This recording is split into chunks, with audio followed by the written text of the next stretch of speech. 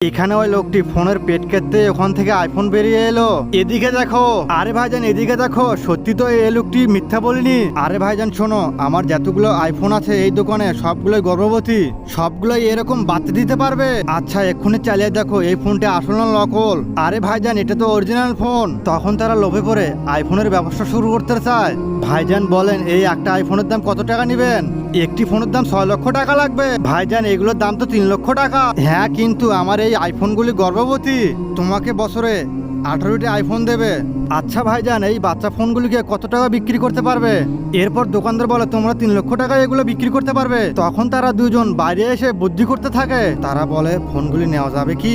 ভাইজান চলেন এই আইফোনগুলি কিনি, এর থেকে বাচ্চা বিক্রি করে আমরা কোটিপতি হয়ে যাব। তারা আইফোন কিনে নিয়ে তারা বাড়িতে চলে যায়। এই যে আইফোন চার্জে দিলাম, কিছুক্ষণ পরে এর থেকে বাচ্চা দেবে। এই কথা বলে তারা দুজন ঘরে চলে যায়। কিছুক্ষণ পর এসে তারা দেখে তাদের ফোন গর্ভবতী হয়ে গেছে। ভাইজান আমাদের ফোন তো গর্ভবতী হয়েছে, তাড়াতাড়ি চার্জ থেকে খোলো। তার আগে দেখবো কে কে শয়তানকে হারিয়ে আল্লাহকে ভালোবাসে। যারা যারা আল্লাহকে ভালোবাসে ভিডিওতে লাইক দিয়ে চ্যানেলটিকে সাবস্ক্রাইব করে দিবেন। আর যারা শয়তানকে ভালোবাসে তাদের কোনো কিছু করার দরকার নেই। এই কথা বলে তারা কাটার সঙ্গে সঙ্গে মোবাইলটি ব্লাস্ট হয়ে যায়। আরে হারাম করতো আমাদেরকে